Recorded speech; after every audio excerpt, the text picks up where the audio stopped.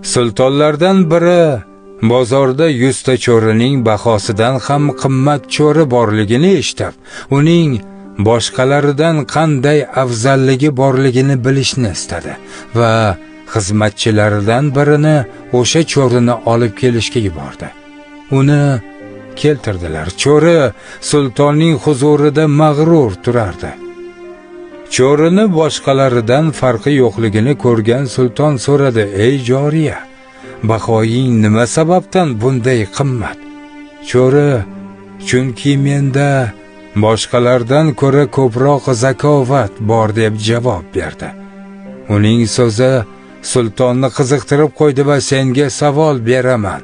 Agar javob bersang ozod qilaman, agarda aksi bo'lsa qatl qilaman debdi.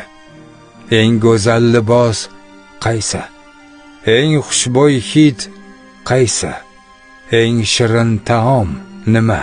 Eng rohat baxsh to'shak, eng go'zal shahar qaysi debdi. Cho'ri turganlarga qarab, menga sarpolar hozirlang va otni egarlang.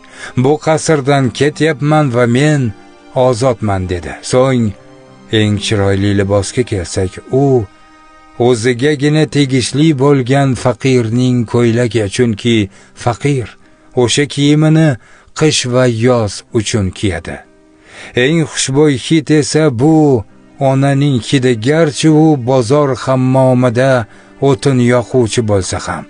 Eng shirin taom esa och qoringa yeyilganidir.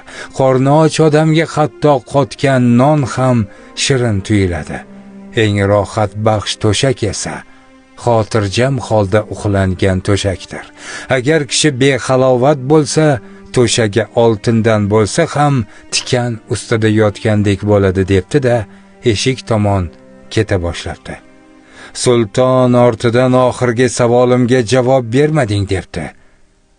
Cho'ri o'girilib, eng go'zal shahar bu ilm, ma'rifat, madaniyat rivojlangan shahardir deb javob berib, o'zining o'tkir zakovati bilan ozodlikka erishib, shoh qasridan chiqib ketgan ekan. E'tiboringiz uchun rahmat.